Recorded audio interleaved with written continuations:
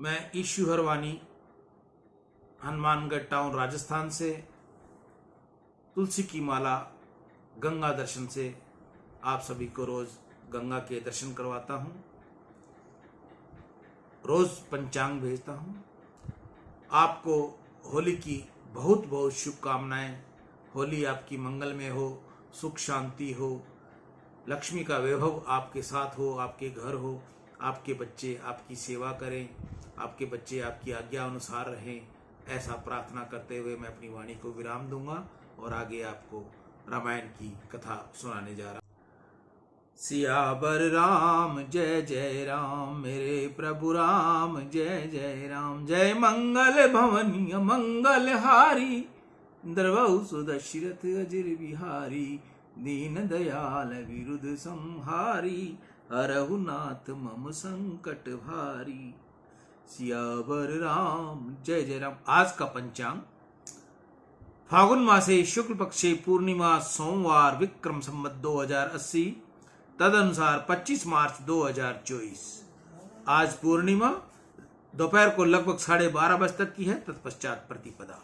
आज का विशेष दिन होली, चंद्र ग्रहण उपछाया, वसंत पूर्णिमा, चैतन्य महाप्रभु जयंती, अन्वाधान, अष्टहिका समाप्त जैन, फागुन पूर्णिमा, स्वर्णिम मनवादी, लक्ष्मी जयंती। आज चंद्र ग्रहण की उपछाया है। भारत में न दिखाई देने की वजह से इसका सूतक काल भी मान्य नहीं होगा। इस दौरान किसी भी तरह की धार्मिक कार्यों पर रोक नहीं होगी और न ही मंदिरों के कपाट बंद किए जाएंगे।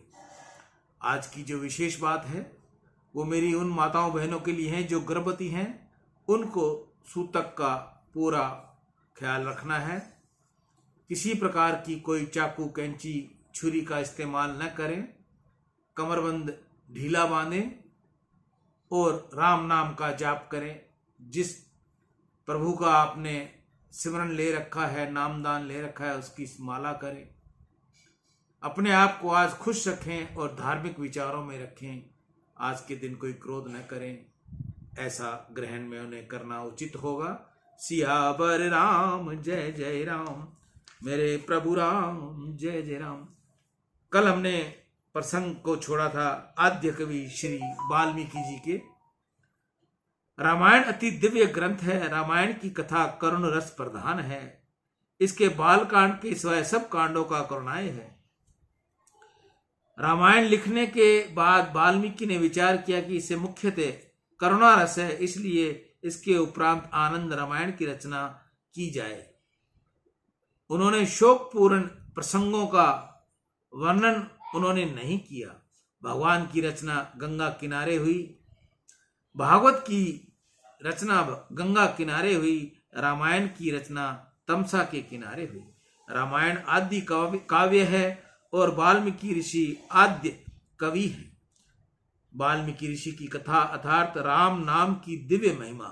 वाल्मीकि ऋषि ने श्री राम जी से अपने मुख से कहा, तुम्हारे नाम की महिमा मैं जानता हूं।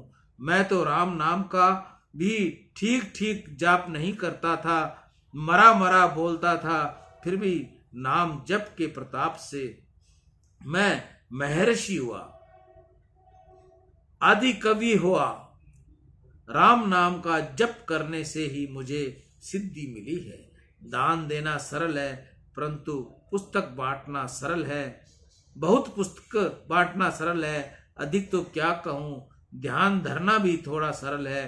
कथा करनी सरल है, कथा करवानी भी सरल है, कथा सुनना भी सरल है, परंतु शांति से बैठकर प्रभु का नाम जप करना बहुत कठिन है। मनुष्य सब कुछ कर सकता है, परंतु शांति से बैठकर परमात्मा के नाम का जाप करता नहीं है। मनुष्य के अनेक जन्मों के पाप की आदत है। मनुष्य पुण्य करता है और पाप भी चालू ही रखता है। बहुतों को पाप छोड़ने की इच्छा होती है, परंतु छोड़ नहीं सकते। पाप छूटता नहीं। महाभारत में एक स्थान पर दुर्योधन ने कहा कि मेरे अंदर कोई बैठा है, वही पाप करवाता है। यह कौन है, इनकी मुझे खबर पड़ी नहीं। दुर्योधन क्या अधिक मूर्ख था? वह जानता था कि पाप करता हूं तो पांडवों के साथ बहुत अन्याय अन्याय करता हूं, फिर भी वह पाप छोड़ नहीं सकता। दुर्योधन कहता है कि धर्म को मैं जानता हूं, परंतु धर्माकुल पवित्र जीवन व्यतीत करना मेरे लिए संभव नहीं है। मैं अधर्म को पहचानता हूं, परंतु मैं पाप छोड़ सकता नहीं। मेरे अंदर कोई बैठा है, वही ये सब कराता है। भगवान पाप करवाता है। महाभारत के टीकाकारों को इस श्लोक का अर्थ करने में बहुत कष्ट होता है।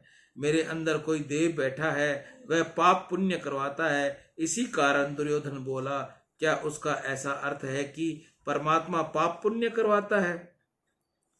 परमात्मा सत्कर्म कराते हैं, पुण्य कराते हैं, प्रभु पाप करवाते नहीं। मेरे हाथ से जो अक्षर काम हुआ वह प्रभु ने करवाया, और जो खराब काम हुआ वह मैंने किया, ऐसा सदा मानना चाहिए। परमात्मा कोई खराब काम करने की प्रेरणा देता ही नहीं। टीकाकारों ने इसका अर्थ किया है कि अंदर रहने वाला कोई देव पाप करवाता है, अथवा मानव में आरूढ़ हुए अनेक जन्मों के संस्कार पाप करवाते हैं। पाप के संस्कार एक दो जन्म के नहीं, अनेक जन्मों के हैं। पाप के ये संस्कार मनुष्य की इच्छा न होते हुए भी पाप करवाते हैं। प्रभु के नाम का खूब जप करोगे तो पाप के संस्कार छूट जाएंगे। जप बिना जीवन सुधरता नहीं, अतिशय जप किए बिना पाप की आदत छूटती नहीं। स्वभाव सुधारना बहुत कठिन है। तीर्थ स्नान करने से अथवा विष्णु यज्ञ करने से स्वभाव सुधरता नहीं। स्वभाव सुधरता है परमात्मा के ध्यान जप से। स्नान से शरीर को शुद्धि होती है, दान से धन की शुद्धि होती है, परमात्मा के ध्यान से जप में मन की शुद्धि होती है। संसार के विषयों में भटकता मन जब जप करने की स्थिति स्थिर होता है। संसार के विषयों से बिगड़ा हुआ मन जप से शुद्ध होता है। मन की मलिनता को, चंचलता को दूर करने के लिए नाम जप की आवश्यकता है। मन बिगड़ा है, संसार का चिंतन करने से बिगड़ा हुआ मन श्री राम के स्वरूप का चिंतन करो। श्री राम के नाम का स्मरण करे तो मन सुधरता है। जो मन प्रभु के नाम से सतत रहता है वह बिगड़ता नहीं है। जप बिना पाप और वासना छूटती नहीं। पुराने संस्कारों को नष्ट करने का साधन जप है।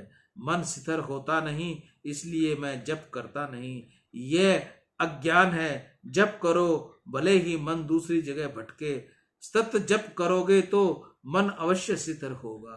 मन पानी की तरह है। पानी जिस तरह नीचे की तरह बहता है, उसी प्रकार मन भी संसार के विषयों में फसलता पतन के मार्ग पर जाता है।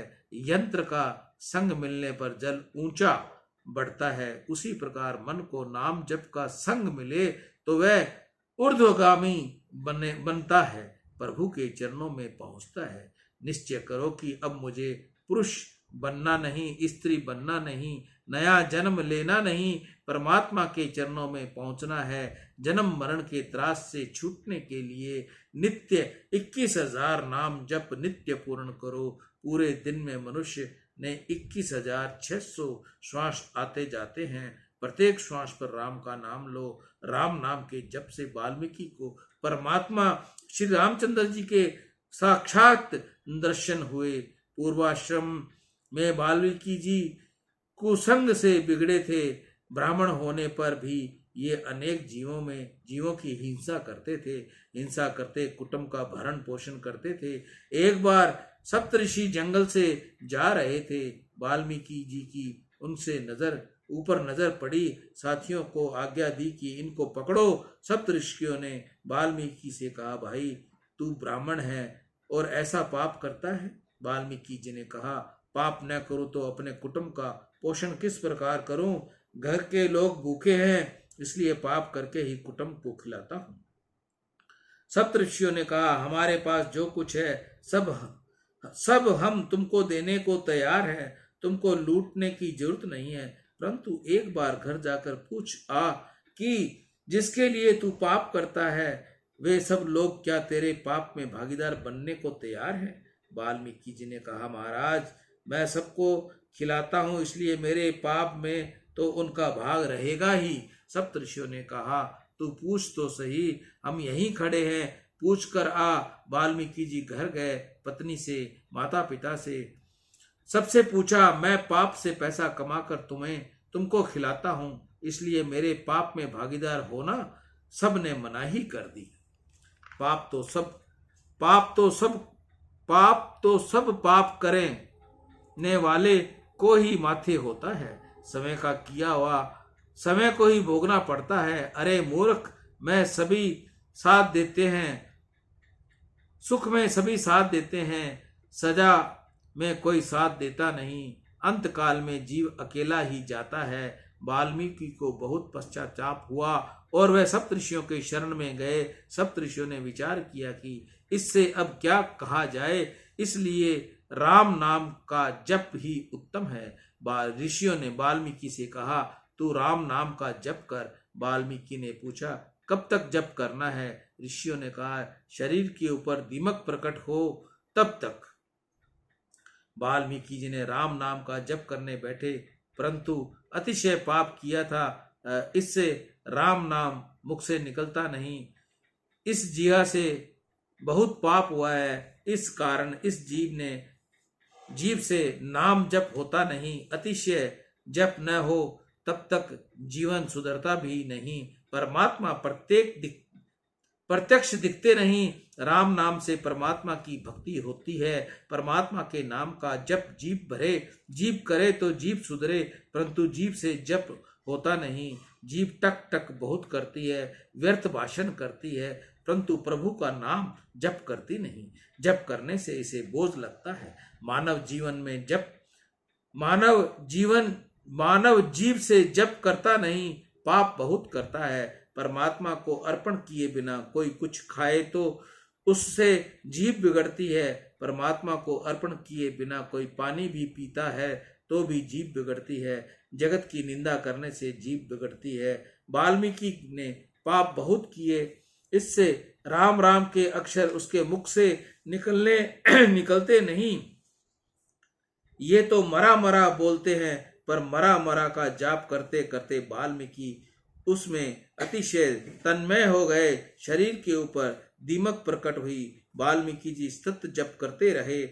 श्री राम नाम में ऐसी शक्ति है कि जब प्रारब्ध का नाश करती है। वेदांतों के ग्रंथों में ऐसा लिखा है कि ज्ञान प्राप्त हो जाए, परमात्मा के दर्शन हो जाएं, तो भी ज्ञानी पुरुष को प्रारब्ध भोगना ही पड़ेगा।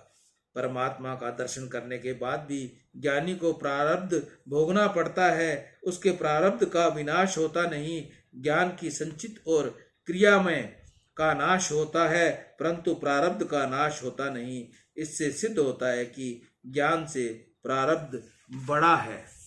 बड़े बड़े संतों के जीवन में दुख के अनेक प्रसंग आए हैं और उन महापुरुषों ने कहा है कि इस शरीर का प्रारब्ध ऐसा ही है। संत सहन करते हैं, अपना हृदय जलने लगता है और संत महापुरुष दुख सुख सहन करते हुए परमात्मा का स्मरण करते हैं, परंतु प्रारब्ध प्रमाण से सुख दुख तो उनको भी भोगना ही पड़ता है। इसलिए ज्ञान में प्रारब्ध श्रेष्ठ है, परंतु प्रारब्ध का नाश परमात्मा के नाम से होता है। इसलिए प्रारब्ध से भी परमात्मा का नाम श्रेष्ठ है। विधाता ने कपाल में जो लिखा है वह भी अतिशय जप से धीरे धीरे क्षय होता है, परंतु साधारण जप से प्रारब्ध क्षय नहीं होता। रोज 2-4 माला जाप करो, उससे किसी प्रारब्ध का क्षय होता नहीं। अतिशय जप करो तो विधाता का लिखा हुआ भी मिट जाता है, प्रारब्ध का नाश होता है। पराये अन्न का त्याग जब जहां तक बने किसी का खाए नहीं, और ब्रह्मचर्य का पालन, इन दोनों नियमों के साथ प्रभु का नाम जप करो तो संख्या अनुसार उनका फल प्राप्त होता है। रामदास स्वामी ने दसों बोध में लिखा है कि 1 करोड़ जप करे, उसके जन्म स्थान पर तनु स्थान सुधरते हैं। जन्म कुंडली में 12 घर होते हैं और 9 ग्रह 9 हैं। जिनका तनुस्थान सुधरे उसको आरोग्य प्राप्त होता है और अंत काल में भी उसको कोई महारोग होता नहीं। 2 करोड़ जप करे उसे द्रव्य सुख मिलता है और जब कभी दरिद्र होता नहीं तो 3 करोड़ जप करे वह जो काम हाथ में ले वही प्रभु कृपा से सफल होता है, उसका पराक्रम सिद्ध होता है और उसे यश कीर्ति मिलती है, उससे तीसरा स्थान शुद्ध होता है। 4 करोड़ जप करने वाले को संसार का सुख मिलता है। 5 करोड़ जप करे तो उसकी बुद्धि और ज्ञान स्फूर्ति होती है। ज्ञान प्रयत्न मात्र से विशेष रूप से मिलता नहीं, पर यत्न करने से, पुस्तक पढ़ने से मात्र शब्द ज्ञान बढ़ता है। जगत में ऐसा दिखता है कि जिसका शब्द ज्ञान बढ़ता है उसके अंदर अभिमान बढ़ जाता है। अभिमान बढ़े तो समझो वह ज्ञान नहीं, ज्ञान का आभास मात्र है। ज्ञान तो परमात्मा देते हैं, गीता में आज्ञा की है। आज का रामायण का प्रसंग हम यहीं छोड़ते हैं। कल आपको क्रमशः इसका आगे की कहानी, आगे की कथा हम आपको सिमरन करवाएंगे। सियावर राम जय जय राम, मेरे प्रभु राम जय जय राम। जय मंगल भवनीय मंगल हारी, द्रवौ सो दशरथ अजिर बिहारी। दीन दयाल विरुद्ध संहारी, हरहु नाथ मम संकट भारी। गंग सकल मुद मंगल मूला, सब सुख करनई हरनई सब सूला। कही कही कोटि कथा प्रसंगा, राम बिलो कही गंग तरंगा। सचिव ही अनुज ही प्रिय ही सुनाही, विबुध नदी महिमा अधिकाई। मजनु कीन पथ शम गयहु, सुचि जल पियत मुदित मन भयहु। जोरी पानी बर मांगो एही, सिया राम पद सहज सनेही। अर्थ न धर्म न काम रुचि, गति न चहु निर्वाण। जन्म जन्म रति राम पद, यह वरदान नान। सीता राम चरण रति मोरे, अनुदिन बढ़हु अनुग्रह तोरे। सभी से मेरी प्रार्थना, जिस माता बहन भाई ने अभी तक मेरा चैनल गंगा दर्शन ईशू GDI को सब्सक्राइब न किया हो, कृपया वह उसको सब्सक्राइब करें। सबसे पहले गंगा दर्शन पाएं, वह रामायण की कथा सुने। बेल आइकॉन जरूर दबाएं। सियावर राम जय जय राम, मेरे प्रभु राम जय जय राम। राम